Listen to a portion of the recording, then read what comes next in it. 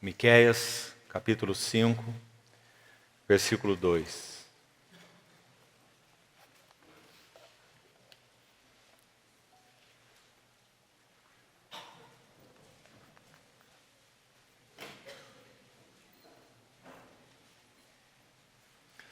E tu, Belém, Efrata, pequena demais para figurar como grupo de milhares de Judá, de ti me sairá o que há de reinar em Israel, e cujas origens são desde os tempos antigos, desde os dias da eternidade.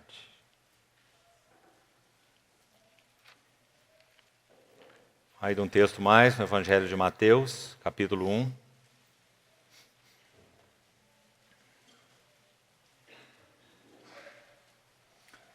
Verso 21.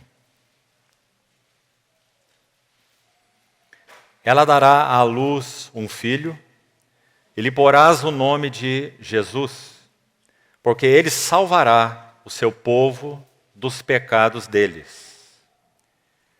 Capítulo 2, verso 1.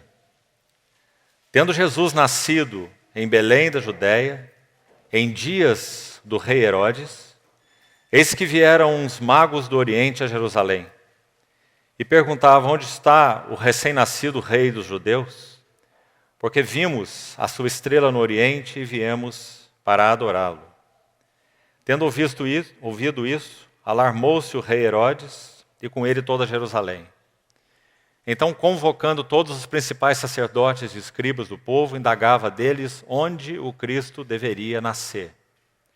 Em Belém da Judéia, responderam eles, porque assim está escrito por intermédio do profeta: e tu, Belém, terra de Judá, não és de modo algum a menor entre as principais de Judá, porque de ti sairá o guia que há de apacentar a meu povo Israel. Vamos orar.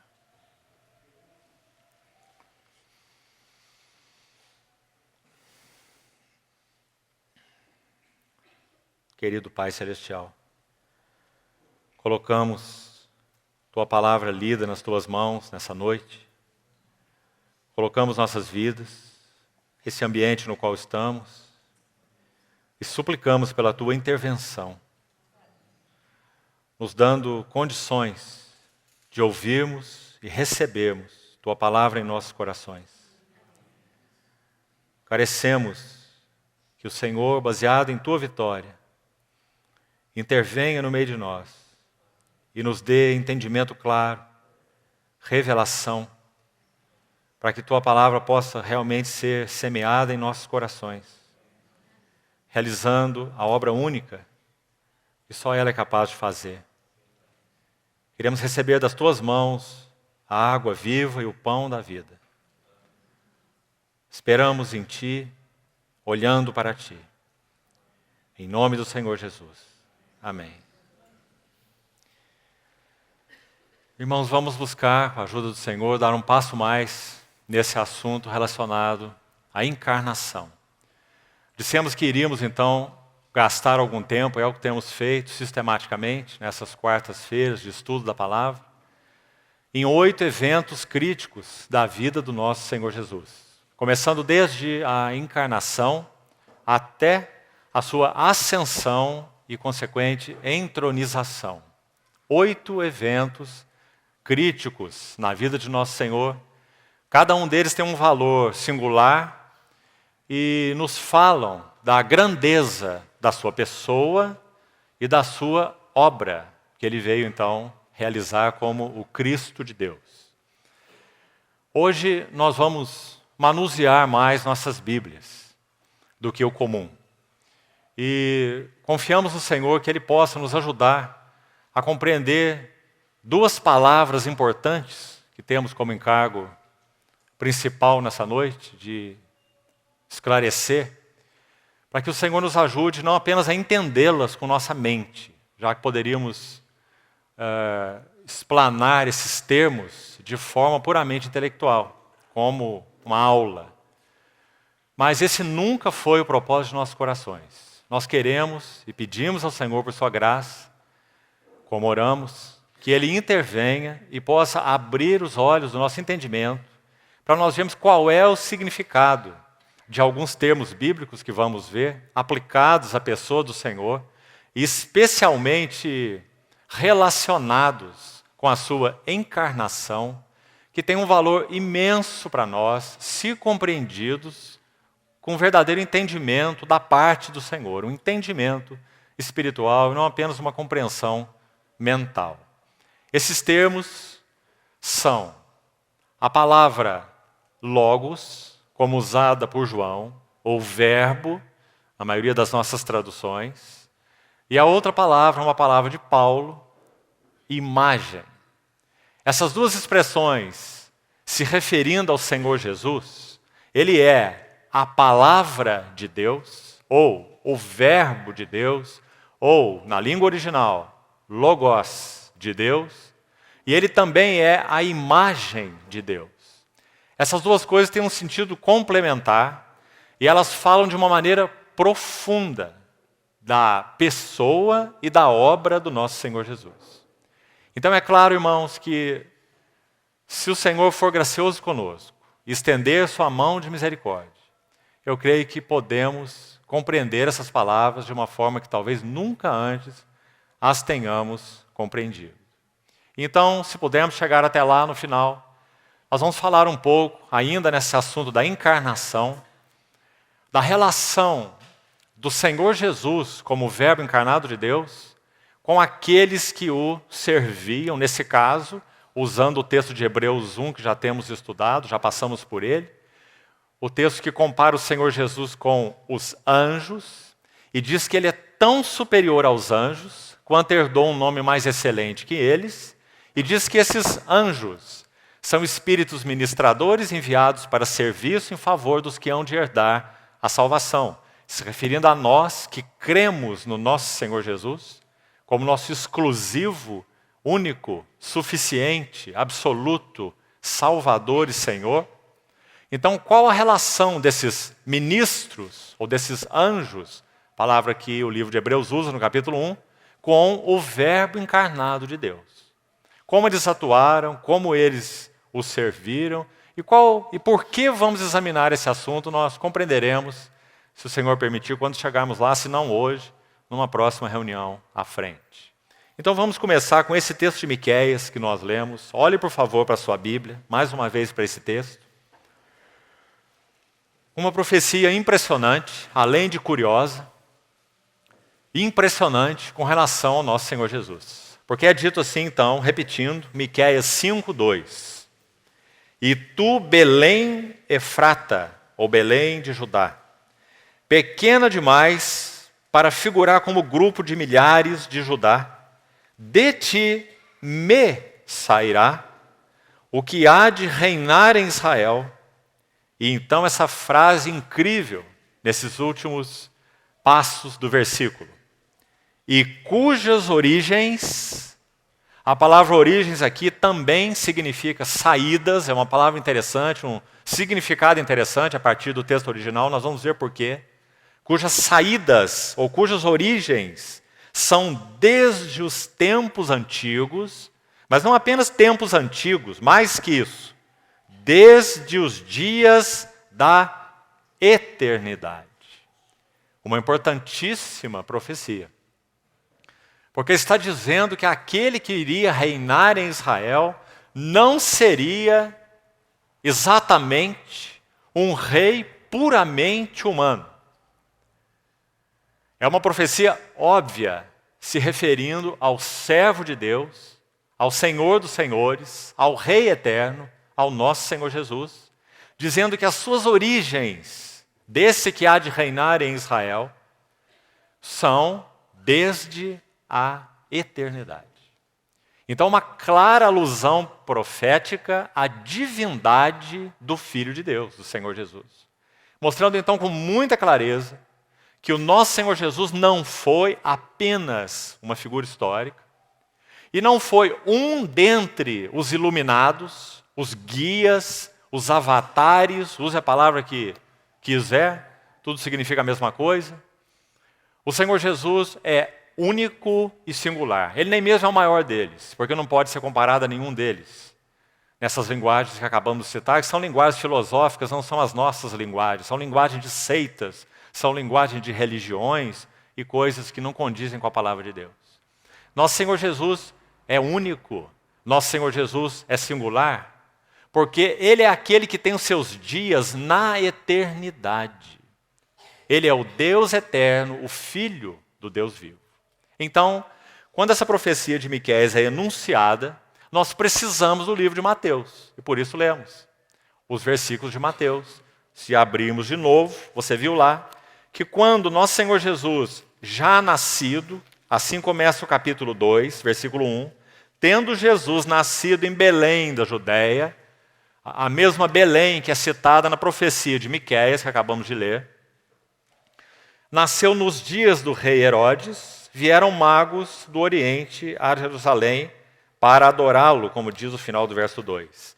Então, quando Herodes ficou sabendo dessa notícia, ele consulta sacerdotes, escribas, porque ele se atemoriza com esse rei dos judeus. Então ele vai buscar, nesse conselho desses sacerdotes e escribas versados na lei, nas profecias, quem era essa tal figura e onde ele deveria nascer. Então eles corretamente citam para Herodes a profecia de Miqueias, que nós temos aqui em Mateus capítulo 2, versículo 6. Confira aí. E tu, Belém, terra de Judá, não és de modo algum a menor entre as principais de Judá, porque de ti sairá o guia, não um guia, como falamos no início, um dentre tantos. Quem sabe, como pensam algumas filosofias e seitas e religiões, uma encarnação de outras encarnações. Nada disso. O guia, porque na verdade essa coisa de encarnações não existe, né? Ou reencarnações. Então de ti sairá o guia e não um guia. Olhe com atenção. A palavra aqui é guia mesmo na língua original, o que preside, o que lidera. Ele há de apacentar, é a palavra para pastor. Ele há de apacentar a meu povo Israel. Mateus, após o nascimento do Senhor Jesus, cita a profecia de Miqueias dizendo que ela está cumprida. Agora então nós já vamos, para ganharmos um pouco de tempo, entrar na primeira palavra, a palavra de João, depois vamos à palavra de Paulo, que os dois usaram, inspirados pelo Espírito Santo, com a maior cautela, nós vamos ver, para nos ajudar a entender a profecia de Miqueias.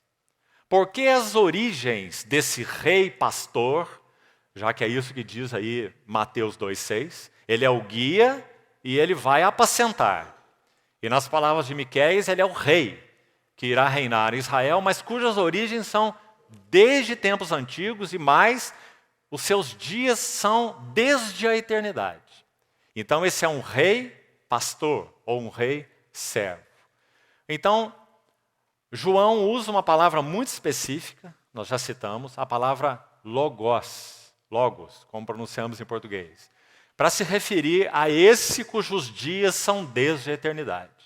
E Paulo usa uma outra palavra, então as duas linguagens são complementares, não são idênticas, mas são complementares, e que bom que são complementares, porque estão falando da mesma bendita e eterna e divina pessoa, o Filho de Deus.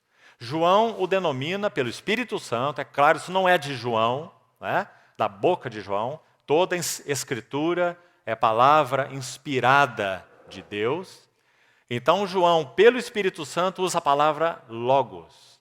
E Paulo, pelo Espírito Santo, usa a palavra imagem. Nós vamos buscar entender o que elas significam. E vamos guardar aí no pano de fundo do que vamos falar hoje, nosso foco, encargo primordial é encarnação. Agora, como vermos quem é essa pessoa? Jesus Cristo, nosso Senhor. Jesus de Nazaré. Aquele que nos seus dias disseram, o filho do carpinteiro, não conhecemos sua mãe, não conhecemos seus irmãos, não estão eles entre nós. Como diz um dos evangelistas, e se escandalizavam nele, porque ninguém falava como aquele homem. Ninguém ensinava como aquele homem. Ninguém poderia fazer as coisas que aquele homem fazia. Um dos maiores naquela época, um rabi judeu, Nicodemos, um dos mais versados da época, por vergonha ou por medo, ou talvez pelos dois, ele foi procurar o Senhor Jesus de noite e disse: sabemos, no plural, não apenas ele sabia, sabemos que és um mestre vindo da parte de Deus. Ó, que grande coisa, um mestre vindo da parte de Deus, parece um reconhecimento excelente. Talvez Nicodemos quis expressar isso mesmo, vamos respeitar a ignorância dele. Mas nosso Senhor Jesus responde assim para ele: se você não nascer de novo, você não pode ver o reino de Deus. Ele está dizendo: eu não sou apenas um mestre vindo da parte de Deus. Eu sou o Filho de Deus. E se você não nascer de novo, e não nascer da água, e não nascer do Espírito, não pode ver e não pode entrar no reino de Deus. Essas coisas estão ocultas para você, até que você veja, por revelação do Pai, quem eu sou. Porque, como mais tarde ele disse, ninguém conhece o Pai senão o Filho. Ninguém conhece o Filho senão o Pai. Então, queridos irmãos, quando João usa essa palavra logos, me permita alguns poucos e rápidos minutos para dar um pouco de fundo histórico. Interessante. Essa palavra não apareceu a primeira vez no vocabulário de João. E creio que foi o nosso Senhor quem fez isso. O Senhor da história, o Deus eterno. 6 séculos antes de Cristo. Essa palavra já foi usada de um modo especial, porque na verdade ela estava sendo usada na cultura grega, na língua grega, há muitos anos. Desde que a língua é língua, essa palavra logos existe. Mas ela significa simplesmente uma palavra falada, no seu uso, então, normal da língua. Uma palavra, que é falada. Logos, palavra. Mas, no 6º século antes de Cristo, segundo a história, que é bem específica nesse assunto, um homem, um filósofo grego de Éfeso, chamado Heráclito, ele usou pela primeira vez a palavra logos, significando não só palavra, mas significando algo mais. Mas veja, ele é apenas um filósofo, que não conhece nada a respeito de Deus. O Senhor Jesus não havia ainda se encarnado, são 6 séculos antes de Cristo, precisamente no ano 535 antes de Cristo. Por que isso aconteceu? Se os irmãos conhecem um pouquinho de história da filosofia, no século VI, o pensamento grego sofreu uma guinada de um pensamento mitológico.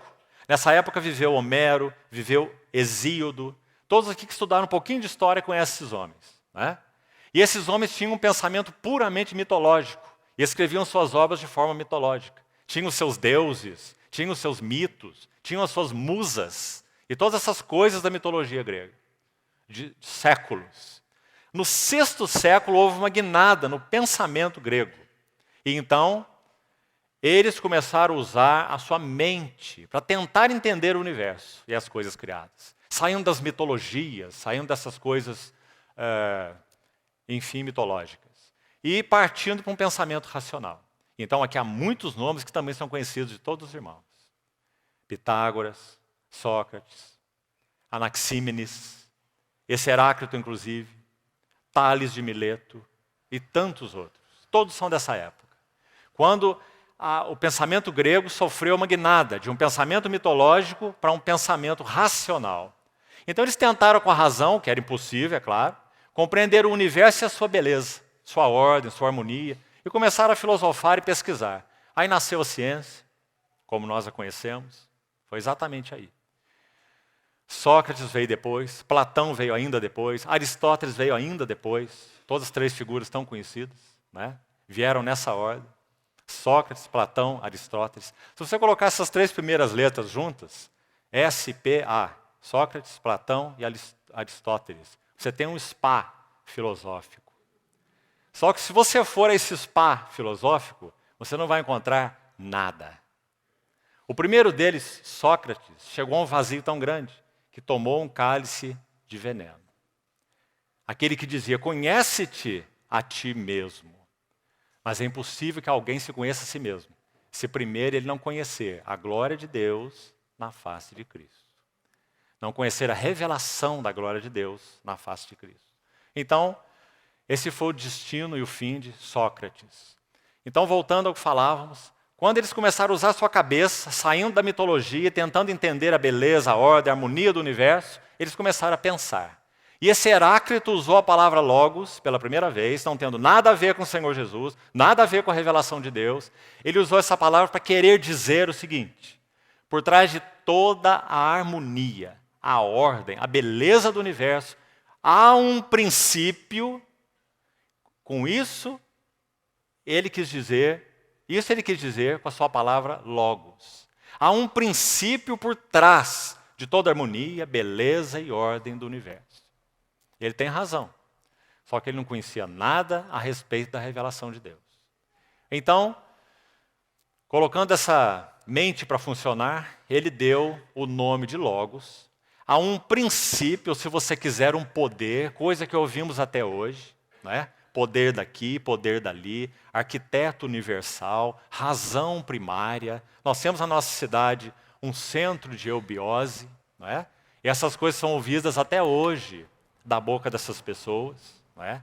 Uma ignorância trevosa, porque não conhecem a Deus e nem a sua revelação em Jesus Cristo. Então ainda hoje usam as mesmas palavras, princípio universal, razão cósmica. Então, Heráclito já falava isso 600 anos antes de Cristo, quase. Então ele deu o nome de Logos, a esse princípio por trás de toda a beleza do universo. E assim muitos outros usaram. Platão usou esse termo também, os estoicos usaram esse termo também, os filósofos estoicos, mas nós vamos sair disso, que isso não nos interessa muito. O que queremos dizer é que o Senhor, na sua soberania, ele tomou essa palavra, de alguma maneira, então, permitiu que esse pensamento dos filósofos, digamos, cozinhasse ou elaborasse essa palavra. E essa palavra, então, se tornou conhecida a partir do século V na boca de todos eles. Logos para eles agora não era uma palavra falada apenas. Logos para eles era o princípio por trás de toda a beleza e ordem e harmonia do universo. Só que, irmãos, o assunto é que para eles esse princípio era uma força. Para eles é um princípio impessoal. O princípio não é pessoa. Há uma diferença imensa entre princípio e pessoa. Não é? Porque eles não criam em um Deus pessoal. Absolutamente. Então, quando nos dias de João, o apóstolo, essa palavra já estava elaborada na filosofia há 600 anos, já que João tomou essa palavra e a usou no final do primeiro século, perto do ano 100, primeiro século, depois de Cristo. Então, quando João usa essa palavra, o que ele está fazendo? Vamos agora para João capítulo 1. E vamos entrar nessa palavra logos, da forma como nos interessa, sua revelação bíblica. João capítulo 1, versículo 1.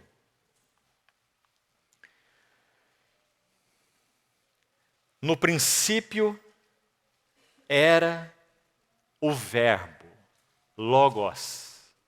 No princípio era o verbo. E o verbo estava com Deus. E o verbo era Deus. Não um princípio, não uma força, não um poder, não uma mente apenas, uma mente criadora, por trás de todo esse universo maravilhoso, com toda a sua ordem e beleza.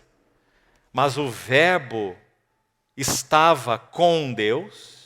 E o verbo era Deus, ele estava no princípio com Deus. E o verso 14, essa palavra impressionante. E o verbo, lembre-se então que é o logos, que João tomou do vocabulário dos filósofos, mas mostrando que realmente esse logos era, não um princípio impessoal, não uma força motora por trás de tudo, Aristóteles falava nisso, há um motor que move todas as coisas no universo. E há um motor primário que não é movido por nada. Ele chamava esse motor primário de Deus. Imagina a visão que ele tinha de Deus. Um motor primário. Né? Então, João vai dizer, e o Logos, verso 14, se fez carne. E habitou entre nós, cheio de graça e de verdade. e vimos a sua glória, glória como do unigênito do Pai. Irmãos, que verso mais maravilhoso esse. Deixa-me contar a experiência, história verdadeira, claro, de um irmão com esse versículo.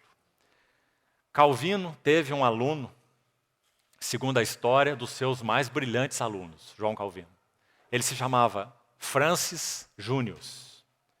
Nasceu pouco depois de Calvino, século XVI. E ele era um ateu. Ele lia as obras de Epicuro, as obras de Cícero, também gregos, e ele se fez um ateu, lendo essas pessoas, esses filósofos gregos. Seu pai era um cristão.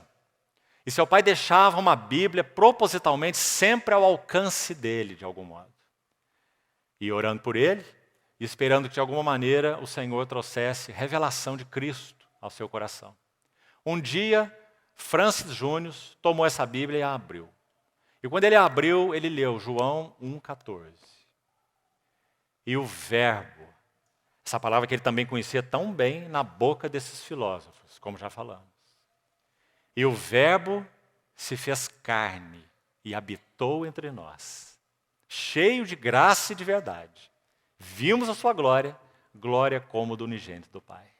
Sabe então o que ele registra? Ele registra que naquele dia, essa palavra o impactou de tal maneira que ele mal sabia onde estava e mal se dava conta do que estava fazendo naquele dia. Tal o impacto no seu coração. E então, ele se torna um dos teólogos mais proeminentes do século XVI, o século da Reforma. Francis Júnior. Lendo este versículo, João 1,14. A revelação da glória de Deus na face de Cristo brilhou ao coração desse irmão, um ex-ateu, neste versículo. De alguma maneira, o Espírito Santo mostrou a ele quem era o Logos, o Verbo.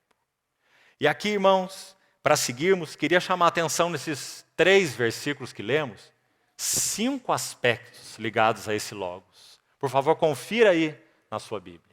Se nós havemos de valorizar a encarnação do nosso Senhor Jesus, irmãos, é aí que temos que começar. João não começa com o verbo se fez carne. João começa, no princípio era o verbo. E o verbo estava com Deus e o verbo era Deus. E então no verso 14, sim, ele trata da encarnação. Então, quando tratamos da encarnação, onde vamos começar? Na encarnação? Não. Vamos começar na eternidade. Porque esse que se fez carne é o verbo eterno de Deus. O Cristo de Deus, o Filho de Deus.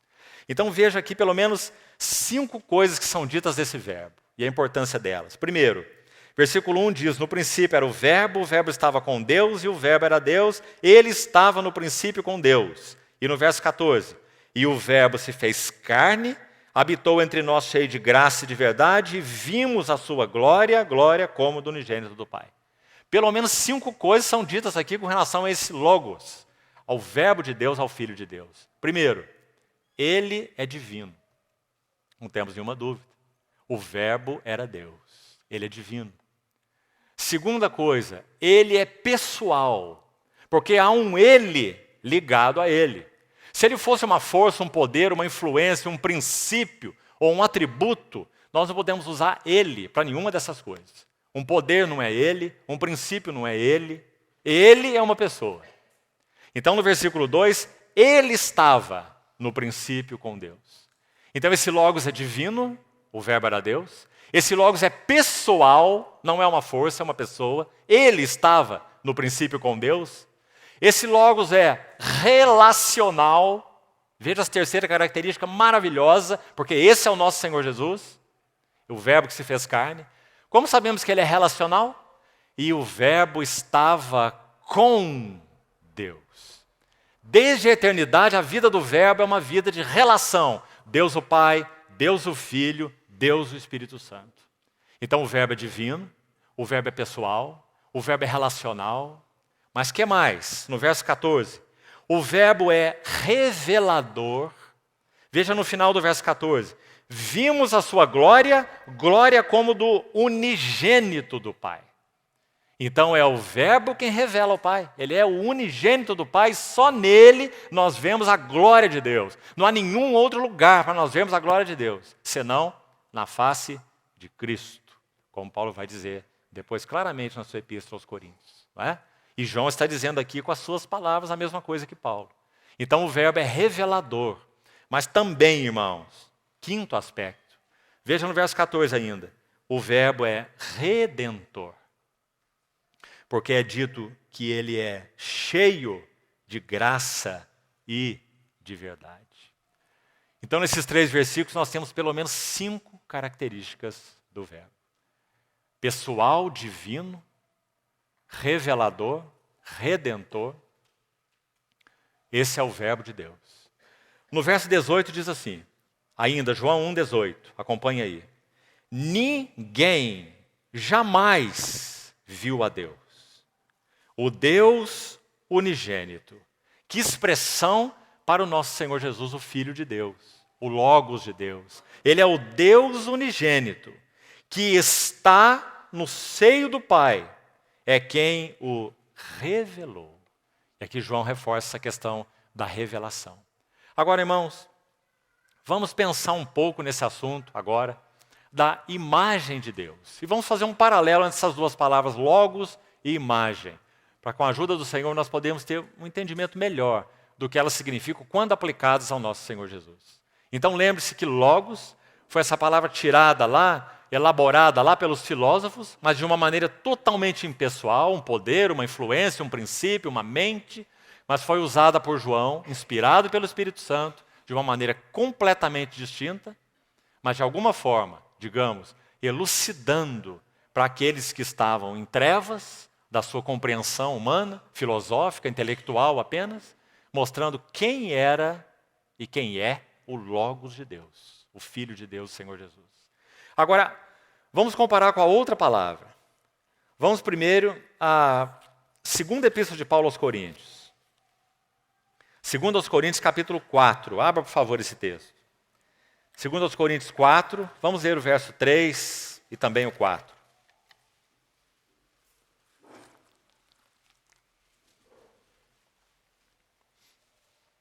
Segundo aos Coríntios 4. Verso 3 diz assim: mas se o nosso evangelho ainda está encoberto, é para os que se perdem que está encoberto, nos quais o Deus deste século cegou os entendimentos dos incrédulos, para que lhes não resplandeça a luz do evangelho da glória de Cristo. Então agora Paulo vai usar a primeira vez a palavra que já falamos, veja aí. O qual é. Ele está definindo quem é esse Cristo de Deus, esse Filho de Deus. E ele então usa essa palavra especial. Ele é a imagem de Deus. Vamos pensar um pouco nessa palavra. Na língua original, nós já comentamos uma outra vez com os irmãos, ela aponta para uma impressão que é feita em cera.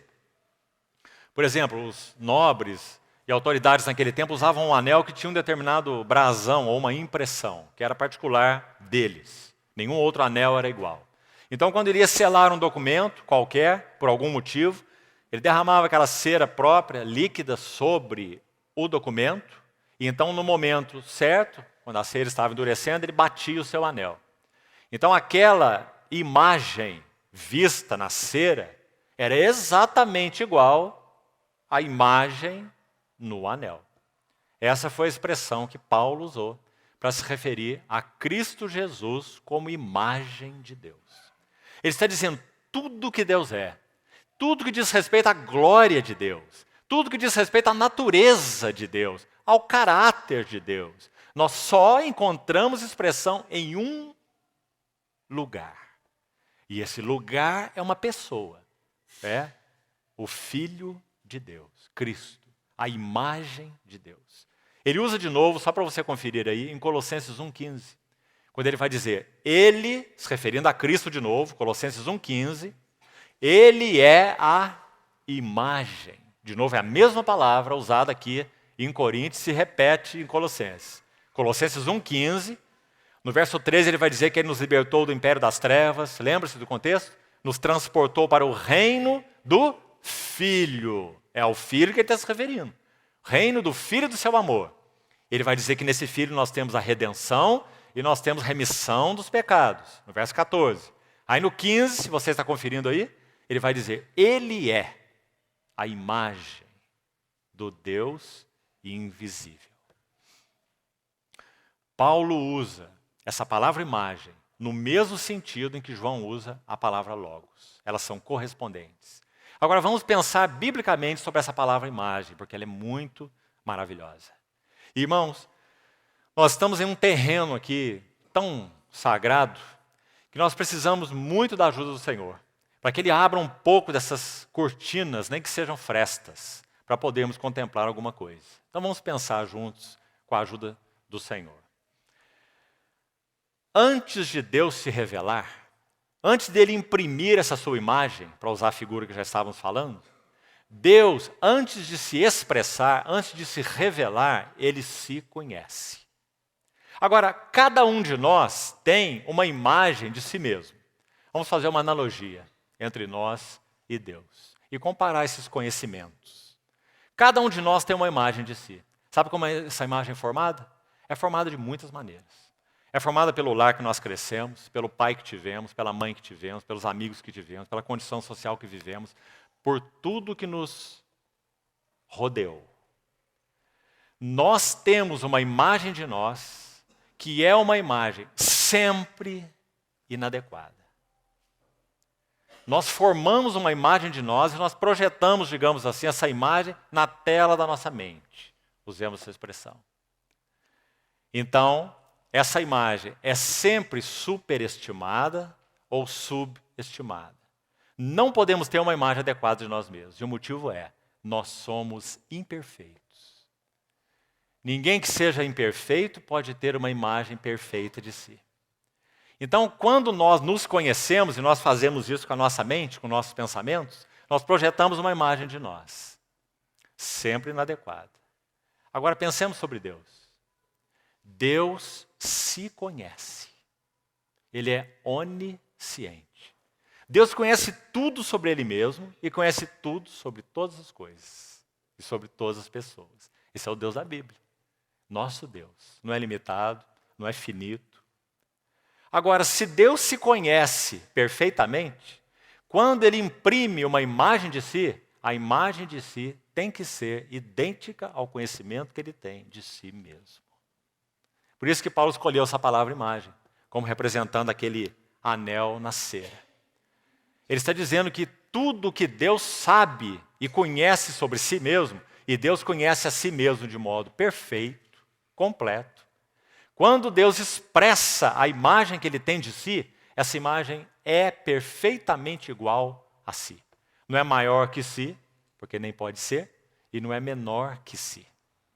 Então ele vai dizer, à luz do evangelho da glória de Cristo, o qual é a imagem de Deus. E vai dizer em Colossenses, Ele é a imagem do Deus invisível. Quando nosso Senhor disse assim a Moisés, eu sou o que eu sou. O que isso significa? Que frase mais tremenda é essa, irmão? Aquela sarça que ardia e não se consumia, foi isso que Moisés ouviu do Senhor se auto-revelando. Eu sou o que eu sou. O que isso quer dizer? Você já pensou sobre essa expressão? Parece que esse primeiro eu sou, claro, denota Deus se revelando. Moisés se aproxima daquela sarça e ele ouve, eu sou, Deus está se revelando. Mas o que Ele é? Na sua autorrevelação, Ele expressa plenamente o que Ele é porque se conhece. Então Ele diz, eu sou, o que eu sou? O que eu sou. Então quando o Senhor projeta a sua imagem é exatamente igual a si. Eu sou o que eu sou. Deus se conhece e então Deus se revela. Se Deus não se conhecesse plenamente, Ele não poderia se revelar plenamente. As duas coisas são interdependentes. Então, nosso Senhor Jesus é a imagem de Deus. O Verbo se faz carne e habita entre nós. Então, João sim pode dizer, claro, corretamente, ele está falando pelo Espírito Santo. Nós vimos a sua glória, e a glória única, unigênito do Pai, cheio de graça e de verdade. Então, no texto que os irmãos já leram, de Colossenses 1,15, essa palavra se repetiu. Ele é a imagem do Deus invisível. Vamos usar uma outra figura para tentarmos entender, e então avançarmos um pouco mais. E acho que vamos conseguir chegar nessa questão da relação do Senhor Jesus com os anjos, como verbo encarnado. Vamos pensar numa máquina de escrever. Nós já usamos essa figura outras vezes, vamos usá-la agora de uma forma diferente. Acho que alguns mais novos aqui nem sabem o que é isso, né? Mas existia um instrumento aqui das gerações mais antigas que chamava máquina de datilografia. Não é um palavrão, não, esse nome existe, né? Para os mais jovens. Datilografia. As pessoas entravam em curso para aprender a fazer datilografia, tinha até câimbra nas mãos, ficar lá apertando aquelas teclas, não é? Vamos pensar nessa máquina da seguinte maneira. Vamos pensar numa máquina de datilografia autônoma. Vamos pensar assim, ela escreve sozinha. E essa máquina de datilografia autônoma, ela quer se revelar. Todas as letras estão dentro dela, mas ninguém conhece senão ela mesma. Mas essa máquina quer falar, ela quer se revelar. O que ela faz? Você olha para ela, então, ela é autônoma. Você vê as teclas sendo apertadas sozinhas, né? Como num filme de suspense, né? Então aquelas teclas estão sendo apertadas. E o que está acontecendo? Os caracteres estão sendo impressos no papel. Nosso Deus, e apenas Ele, se autoconhece. Conhece a si mesmo. E Ele se conhece de modo absoluto. Ele se conhece de modo pleno.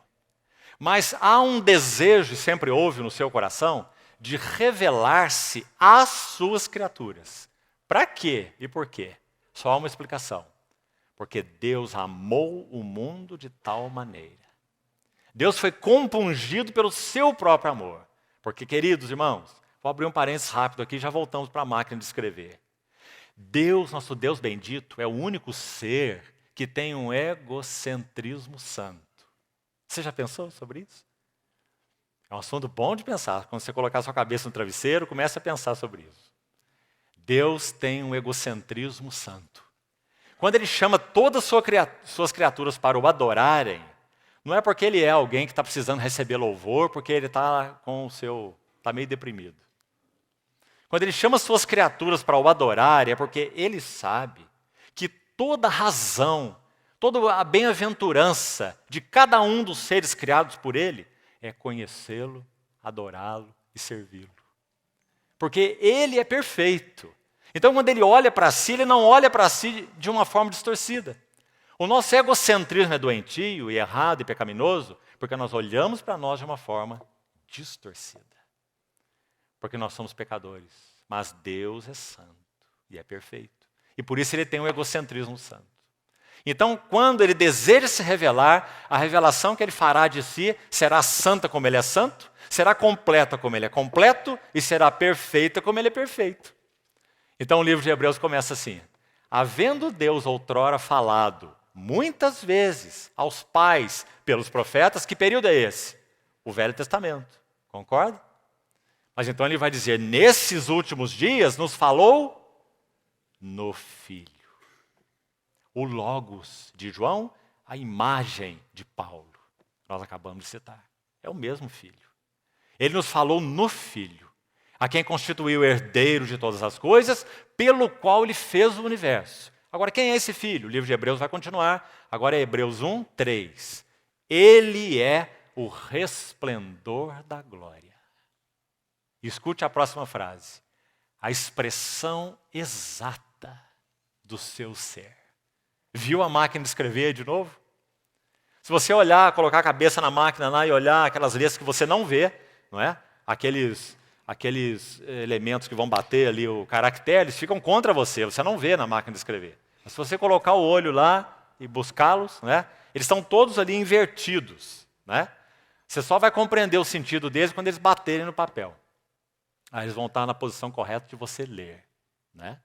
Só Deus se conhece. Só Deus é pleno, santo e perfeito. Ao projetar de si uma imagem de si, essa imagem de si é igual a si. Santa, completa e perfeita. Deus nos falou no Filho.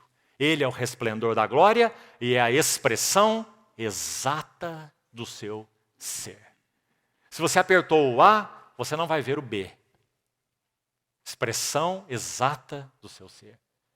Essa é a palavra imagem como Paulo usou. E esse é o Filho de Deus, o Senhor Jesus. Agora, irmãos, vamos avançar um pouquinho mais.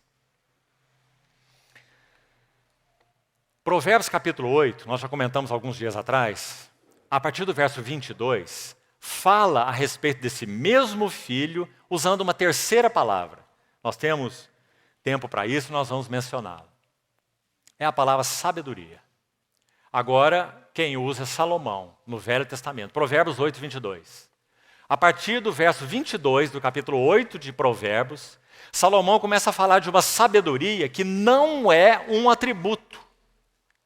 Porque se você abriu aí a Bíblia, seria bom você olhar 8:12 de Provérbios, você vai ver que essa sabedoria tem um eu antes dela. Então também não é um atributo. Porque, como já falamos, um princípio, um poder, um atributo, uma virtude não pode dizer eu. Só uma pessoa pode dizer eu. Então esse verso 12 diz assim: eu, a sabedoria, habito com a prudência. Viu? É uma sabedoria pessoal. O que Salomão está fazendo por iluminação do Espírito de Deus é dizer que essa sabedoria de Deus não é um atributo que Deus tem. A sabedoria de Deus é uma pessoa em Deus. Será que o Novo Testamento traz clareza de quem é essa pessoa, mostrando exatamente que ele é a sabedoria de Deus, para que não fiquemos confusos? Se você consultar, irmão, manuais de teologia, você vai ver que a sabedoria de Deus pode ser descrita como sendo um atributo de Deus. Ele é sábio, ele é misericordioso, ele é justo, não é? Mas, intrinsecamente falando, a sabedoria de Deus não é um atributo. A sabedoria de Deus não é uma faculdade. Em nós é, não é? Mas em Deus não. A sabedoria de Deus é uma pessoa divina. Então Paulo vai dizer assim, se você quiser consultar, primeiro aos Coríntios, primeira epístola aos Coríntios, no capítulo 1, verso 24, ele vai dizer assim: nós pregamos a Cristo. Quando ele diz que a palavra da cruz é loucura para os judeus, é escândalo para os judeus, é loucura para os gentios, ele vai dizer, nós pregamos a Cristo. E aí ele vai dizer que esse Cristo, 1 aos Coríntios 1, 24, que esse Cristo é poder de Deus e sabedoria de Deus. Então não fica nenhuma dúvida para nós. Sabedoria de Deus não é um atributo de Deus. Sabedoria de Deus é uma pessoa divina, ou seja, toda a sabedoria de Deus está contida numa pessoa. Seu Filho é sua sabedoria. Então, irmãos, nós podemos dizer assim, Deus se conhece porque Ele se conhece no seu Filho. Deus, quando criou o homem, Ele criou o homem à sua imagem e à sua semelhança. Nós temos uma figura em nós para nos ajudar a entender isso. Se não tivéssemos, nós ficaríamos completamente perdidos. Nós nos conhecemos por uma faculdade que se chama mente.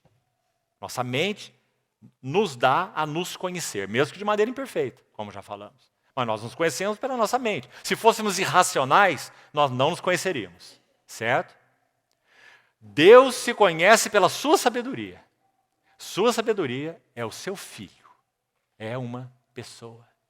Então Paulo vai escrever aos Coríntios, nós pregamos a Cristo, poder de Deus e sabedoria de Deus. E mais, lá no verso 30, desse primeiro capítulo ainda, se você abriu aí, Coríntios 1:30, ele vai dizer, Ele, Cristo, de novo, se nos tornou da parte de Deus em o quê? Sabedoria, e justiça, e santificação, e redenção. Então a sabedoria de Deus não é um atributo de Deus. A sabedoria de Deus é uma pessoa divina, é o seu próprio Filho. Deus se conhece no seu verbo, no seu Filho, na sua sabedoria. Então, irmãos, Provérbios de Salomão, capítulo 8, vai falar de uma maneira maravilhosa dessa sabedoria. Vai dizer que essa sabedoria estava lá no princípio da criação de Deus. Vai dizer que essa sabedoria foi gerada, não foi criada. Porque o Senhor Jesus, o Filho de Deus, não é criado. Vai dizer que essa sabedoria era o arquiteto de Deus. Olha aí o versículo 30, Provérbios 8, 30. Eu estava com ele e era o seu arquiteto. Já lemos esse versículo há poucos dias atrás. Eu folgava perante ele, regozijando-me no seu mundo habitável. Eu era suas delícias, é o Filho dizendo a respeito do Pai. eu era suas delícias. Quem é esse? É o Filho. É a sabedoria, como expressa por Salomão, com S maiúsculo. Uma sabedoria personificada, o Senhor Jesus. Então Deus se conhece nessa sua sabedoria, que é o seu verbo. Então, irmãos, por isso João 1,14 impactou aquele irmão que nós citamos, Francis Júnior, de uma maneira tão profunda. O Espírito Santo usou aquele versículo e rasgou o véu do entendimento daquele ateu até então. Quando então, de alguma maneira, pelo Espírito de Deus, ele viu que esse verbo é o Filho de Deus e que ele se fez carne e que nele Deus já providenciou revelação, relacionamento, salvação ou redenção. O verbo se fez carne e habitou entre nós. Irmãos, sem dúvida, esse é um dos versículos mais lindos de todo o Novo Testamento. João 1,14. Porque ai de nós se o verbo não se fizesse carne. Ai de nós se Deus dissesse, não quero me revelar. Não é essa a minha intenção. Mas o verbo se faz carne e habita entre nós. Cheio de graça e de verdade. João não pode dizer outra coisa, senão vimos sua glória. Glória como do unigênito do Pai. Irmãos, quão privilegiados nós somos. Nós conhecemos a glória de Deus na face de Cristo, nosso Senhor. Quão privilegiados nós somos. Agora, João faz um contraste, vamos para a primeira epístola. João faz um contraste na primeira epístola com aquilo que ele falou no Evangelho. Abra, por favor, e vamos seguir um pouco mais. 1 João, capítulo 1.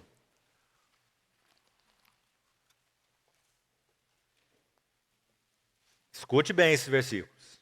1 João, capítulo 1, verso 1. O que era desde o princípio. Acho que não é demais, uma vez mais, chamarmos nossa atenção para esse princípio não é o princípio de Gênesis. O princípio de Gênesis, o nome já fala, Gênese significa criação.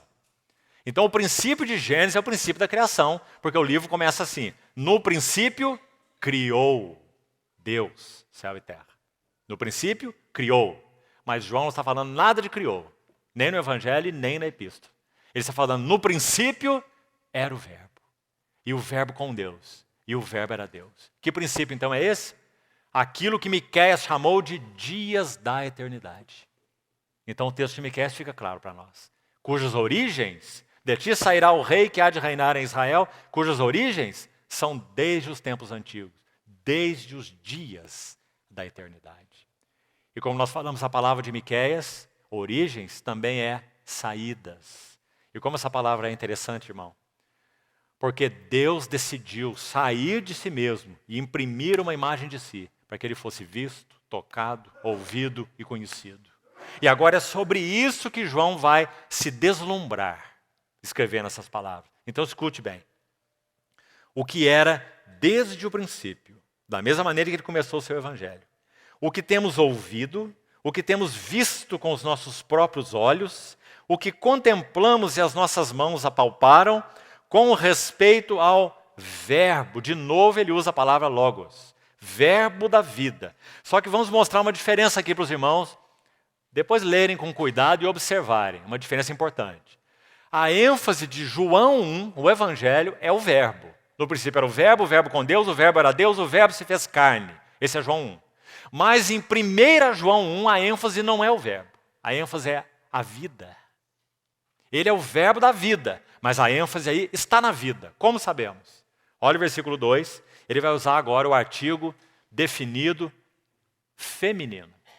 Porque ele não está falando do verbo, ele está falando da vida. Veja lá. E a vida se manifestou. Por que ele não disse o verbo se manifestou? Porque a ênfase em João, Evangelho, capítulo 1, é o verbo. Mas a ênfase em 1 João, capítulo 1, é a vida. A vida se manifestou, ou se declarou. E nós a temos visto. Veja, no feminino, a temos, a vida. E dela damos testemunho, e vô-la anunciamos, a vida eterna, a qual estava com o Pai. Viu? No Evangelho, quem estava com o Pai é o Verbo. Na Epístola, quem estava com o Pai é a vida. Por quê? Porque ele é o Verbo da vida.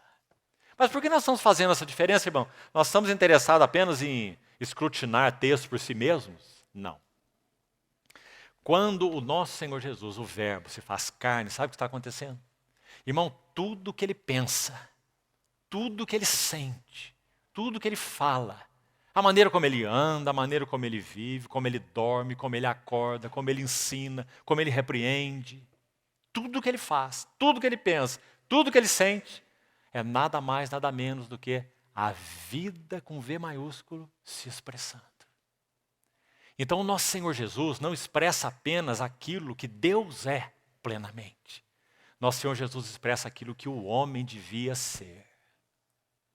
Ah, irmão, quão importante é falar isso. Sabe por quê? Porque nós que fomos regenerados, nós somos regenerados não apenas para ter a vida divina dentro de nós, mas para que a vida divina dentro de nós seja formada em caráter. Cada um dos constituintes do nosso ser, sentimentos, pensamentos, desejos, tudo, emoções, sejam feitas conformes à imagem do seu Filho, para que ele seja o primogênito entre muitos irmãos. Isso não é uma tão grande salvação? Sabe por que isso foi possível, irmãos? Porque o Verbo se faz carne e habita entre nós. Ele compartilhou conosco da nossa natureza humana. Cada um de nós pode, vai e deve, se crê no Senhor e se anda com Ele, experimentar a plenitude dessa salvação. Não é uma questão de não estar mais em condenação, nem só uma questão de ter paz com Deus, de ser justificados. Isso são bênçãos maravilhosas. Termos nossos pecados perdoados é mais. É sentimentos, pensamentos, desejos, estilo de vida, maneira de ser, que expressem aquilo que o Filho de Deus é. É por causa disso que Paulo pôde dizer assim: sede meus imitadores, como também eu sou de Cristo. O que vistes, ouvistes, aprendestes de mim, agora não é Jesus não, é um homem falando. O que viste, aprendestes, ouvistes de mim, isso praticai. E o Deus da paz será convosco. Não é maravilhoso, irmãos? Isso não é apenas perdão de pecados, não irmos para o inferno, termos paz com Deus, é muito mais. É nós termos todo o nosso ser transformado. Por quê? Porque a vida se manifestou. E nós a temos visto e damos testemunho. A vida eterna que estava com o Pai, mas nos foi manifestada. E manifestada para quê? Vamos continuar? Olha o verso 3. O que temos visto e ouvido, anunciamos também a vós outros. E aqui João coloca o seu para quê. Veja aí com atenção. Para que vós, igualmente, mantenhais comunhão conosco. Ora, a nossa comunhão, ter parte em comum, partilhar de algo com outro, tornar seu o que é de outro, isso é comunhão. Nossa comunhão é com o Pai e com seu Filho, Jesus Cristo. João entendeu isso, é claro, irmãos, de uma maneira tão linda, tão abrangente, que ele não pode dizer outra coisa senão o verso 4. Olha o verso 4. Essas coisas vos escrevemos para que, o quê? A nossa alegria seja completa. Não é um lindo versículo? A vida se manifestou. Nós temos comunhão com o Pai no seu Filho Jesus Cristo. Tudo aquilo que Ele é, nós podemos tê-lo em nós, porque nós temos koinonia, comunhão. O que é dele em nós. E então, a nossa alegria seja completa. Nós já citamos para os irmãos há pouco tempo, mais um ateu, nós temos dito para os irmãos como o Senhor trata de modo especial os ateus. Nós citamos pelo menos 2 aqui em poucos dias. Né? O que nós citamos há uns dias atrás foi C.S. Lewis, outro ateu, ex-ateu. Quando ele conheceu a glória de Deus na face de Cristo, e conheceu o Senhor Jesus, se rendeu a Ele, ele escreveu uma autobiografia e deu o nome à sua autobiografia de Surpreendido pela Alegria. Ele usou essa palavra que João usa aqui. O que ele quis dizer? Enquanto eu estava nas minhas filosofias e no meu ateísmo, Eu era muito admirado. Ele era um professor, um super intelectual. Tinha todos ali aos seus pés, um mestre, na Universidade de Oxford, no século passado, C.S. Lewis. Mas ele não tinha alegria. Claro, ele era um ateu. Mas quando o Senhor o encontrou, ele foi surpreendido pela alegria. Essas coisas os escrevemos para que a nossa alegria seja completa.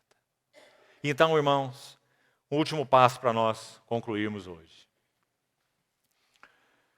Nosso Senhor Jesus, quando se faz carne, nós lemos em Hebreus capítulo 1, acho que seria bom você abrir de novo, por favor. Hebreus capítulo 1, quando fazíamos o contraste entre a pessoa gloriosa do Senhor, como é dito aí, resplendor da glória, expressão exata do seu ser, está lá em Hebreus 1:3. No versículo 7, diz assim: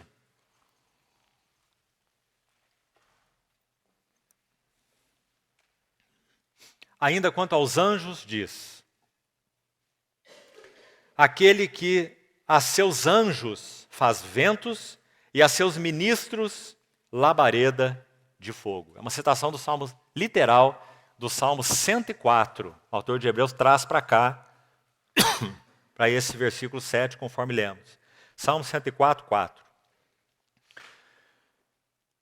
Nosso Senhor Jesus, o Verbo encarnado, ele viveu como viveu, sendo quem era, e foi assistido por esses servos, que o capítulo 1 de Hebreus chama de anjos, ministros de Deus, anjos. Versículo 14 também diz: são espíritos ministradores, enviados para serviço a favor dos que hão de herdar a salvação. A encarnação do nosso Senhor, queridos irmãos, literalmente foi um espetáculo para os anjos. Essa palavra Paulo usa em Coríntios, acho que também seria bom ler. Nós falamos no início que iríamos manusear mais a Bíblia hoje, então vá para lá, por favor. 1 Coríntios, capítulo 4. Paulo usa essa expressão aqui assim. 1 Coríntios 4, verso 9. Porque a mim me parece que Deus nos pôs a nós, os apóstolos, em último lugar, como se fôssemos condenados à morte, porque nos tornamos espetáculo. É a palavra para teatro, a tradução dessa palavra espetáculo. Espetáculo ao mundo, tanto a anjos como a homens. Presta atenção. Paulo está dizendo que os apóstolos, por causa de viver como viviam, por causa de terem uma vida tão semelhante à vida daqueles que era o seu Senhor, daquele que era o seu Senhor, o seu Salvador, Cristo de tal forma formado neles, que ele disse que a vida deles era um espetáculo, ou um teatro, como ele usa aí, no sentido de espetáculo, uma demonstração, é o sentido dessa palavra. Não apenas a homens, olhe com cuidado. Ele diz, um espetáculo tanto a anjos como a homens. Então, sem entrar em muitos detalhes no que concerne a esse texto, queremos falar sobre o Senhor Jesus, nós sabemos, de acordo com Efésios 3, que a igreja é um espetáculo a anjos, por causa do Senhor Jesus habitar nela e fazer o trabalho que Ele está fazendo nela. Salvar pessoas de modo tão completo, tão íntimo. Não apenas perdoá-las, não apenas regenerá-las, mas transformá-las de glória em glória na imagem do seu Filho. Então, Efésios 3 fala que a igreja é um espetáculo a esses principados e potestades, e aqui Paulo diz que a vida deles, apóstolos, era um espetáculo a anjos. Agora, para concluir, vamos pensar um pouco sobre a vida do Senhor Jesus. Preste atenção, e aqui nós vamos concluir. Quando o Verbo se faz carne e habita entre nós, primeiro, um arcanjo, não apenas um anjo, um arcanjo, Gabriel, ele vai se encontrar com Maria, veículo humano para o nascimento do Redentor. E o que ele diz para ela? Um arcanjo. O ente santo que há de nascer será chamado o Filho de Deus. José, cheio de conjectura na sua mente do que ele ia fazer agora, porque a virgem concebeu.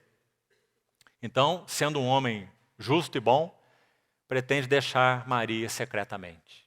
Então, de novo, um anjo do Senhor vai até José em sonho e diz para José que ele não deve temer receber Maria, porque o que nela foi gerado é do Espírito Santo. Mais à frente, quando Herodes determina que os pequenos sejam mortos, de 2 anos para baixo, em Belém, todos os meninos, por causa da sua perseguição ao Senhor Jesus. Então é dito que um anjo do Senhor aparece em José em sonho e diz: leve sua família, seu filho para o Egito. Quando Herodes morre, de novo um anjo do Senhor aparece em José em sonho. Você pode conferir lá em Mateus 2, as 2 vezes, Mateus capítulo 2. E diz para José que agora ele pode voltar para o Egito, que Herodes já era morto. Quando nosso Senhor Jesus, já nascido, ele é encontrado por aqueles pastores, e esse texto eu gostaria que nós lêssemos rapidamente. Abra, por favor, Mateus capítulo 2. É um versículo tão citado e tão mal compreendido, irmão. Todos os anos que tocam aí o sininho desse feriado chamado Natal, você ouve essas palavras que dizem assim: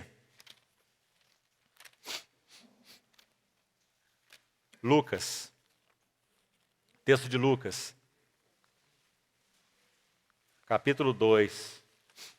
Essa narrativa não está em Mateus, está em Lucas. Escute bem, Lucas 2:8. Havia naquela mesma região pastores, Lucas 2:8, que viviam nos campos e guardavam seus rebanhos durante as vigílias da noite.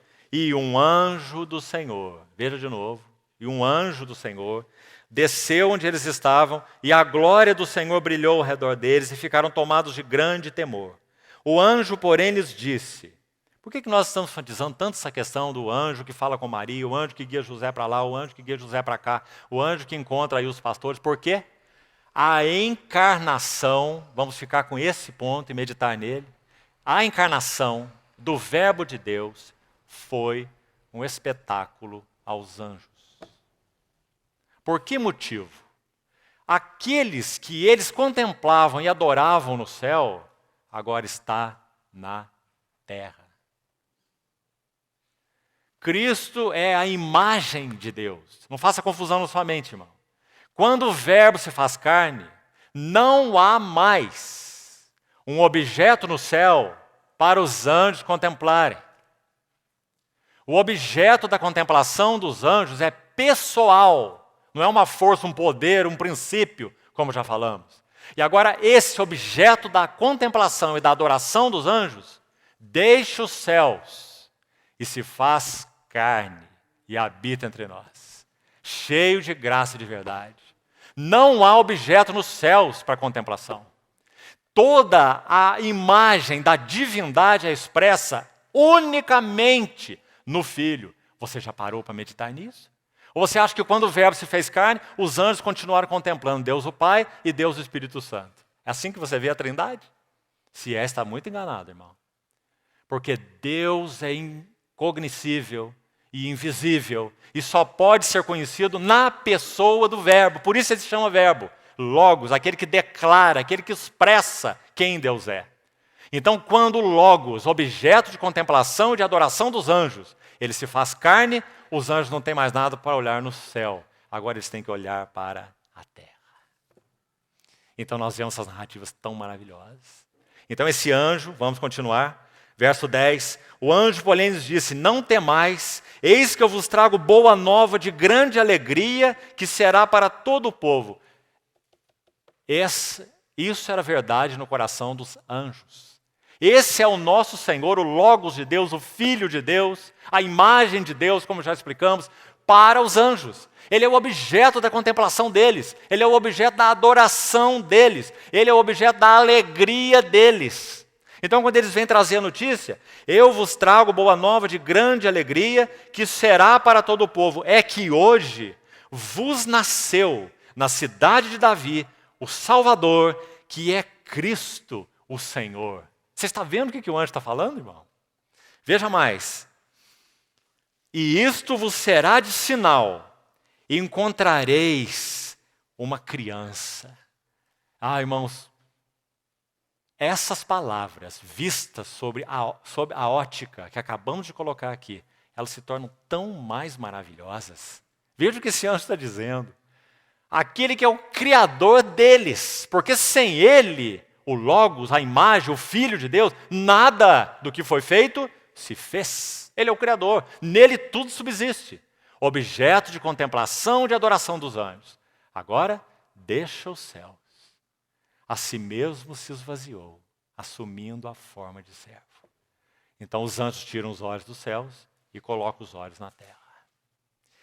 Vereis uma criança envolta em faixas e deitada numa manjedoura. E subitamente, olhe o verso 13, que lindo. E subitamente apareceu com o anjo uma multidão da milícia celestial. Por que será, irmãos? Será que eles não tinham mais o que fazer? Por que será que eles apareceram? Todo o objeto da sua contemplação estava deitado numa manjedoura, enrolado em faixas. Isso é um espetáculo aos anjos. E então continua. Verso 14, aqui terminamos. Uma milícia celestial louvando a Deus e dizendo: glória a Deus nas maiores alturas e paz na terra entre os homens a quem Ele quer bem. Sabe quem são os homens a quem Ele quer bem? Salmo 16 é que vai nos explicar. Quanto aos santos que há na terra, são eles os notáveis, nos quais tenho todo o meu prazer. Cristo se encarnou para redimir a igreja. Então, irmãos, dando o passo final, preste atenção no que mais aconteceu. Quando nosso Senhor Jesus vai ser tentado, sabe o que Marcos 1,13 diz? Vá registrando os textos, para você ler com calma depois, nosso tempo já se foi. Marcos 1,13 diz que o Espírito impeliu o Senhor para o deserto e ele estava lá durante a tentação com feras, mas anjos o serviam. Mateus capítulo 4, quando diz que essa tentação se encerrou, então Satanás o deixou e anjos o serviram. Preste atenção. E quando eles estavam no Getsêmani, o que Lucas tem a nos dizer no Getsêmani? A mesma coisa. Que no Getsêmani também ele foi servido e cuidado por anjos. Agora nós vamos chegar a uma última narrativa. É aí que o assunto dos anjos vai terminar. Nosso Senhor já passou a tentação. 3 anos depois ele está no Getsêmani. Saiu do Getsêmani e vai em direção à cruz. Então Pedro se coloca no caminho. Ele acha que, como ele disse, vou dar minha vida, vou até o fim pelo Senhor, por ti darei minha própria vida. Então o servo do sumo sacerdote quer colocar a mão no Senhor. O evangelista diz que o seu nome era Malco.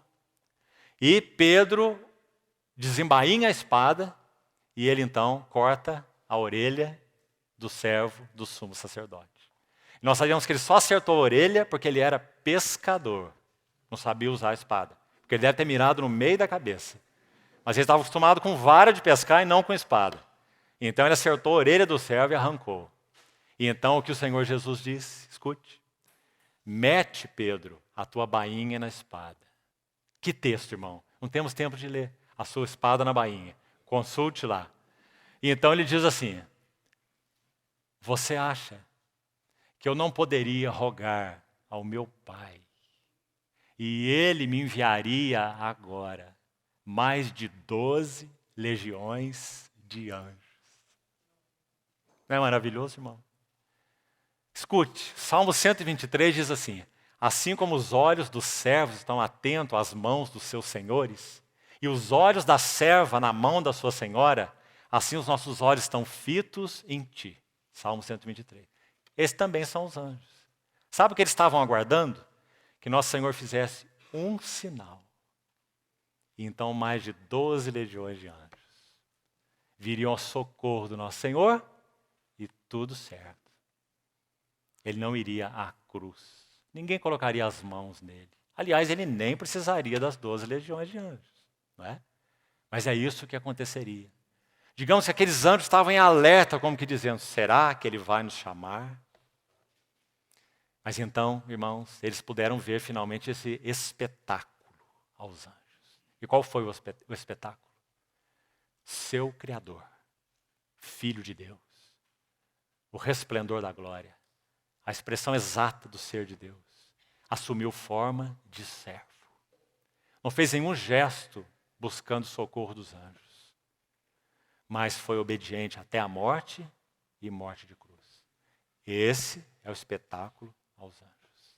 Esse é o espetáculo da cruz. Irmãos, a encarnação do nosso Senhor Jesus, concluindo, fornece para nós tanto assunto de bendita meditação. Que o Senhor abra os nossos olhos para vermos com um pouco mais de clareza o que isso significa.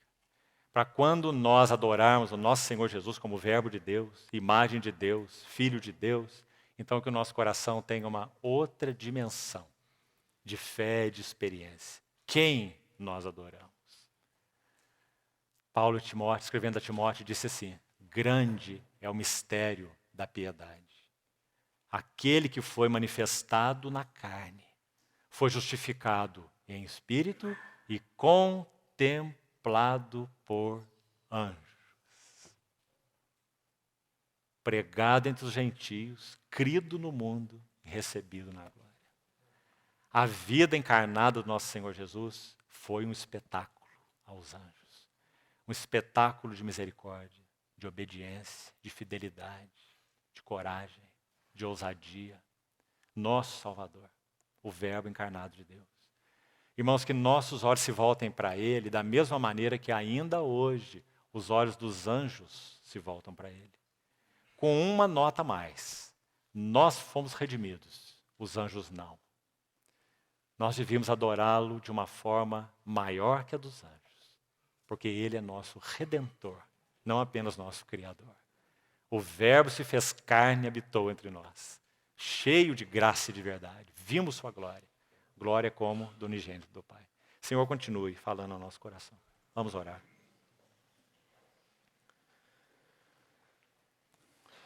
Senhor, confiamos a Ti, mais uma vez, Tua palavra compartilhada e as nossas vidas, pedindo ao Senhor que abra o nosso entendimento para vermos com mais clareza a majestade, o assombro da encarnação de Teu Filho.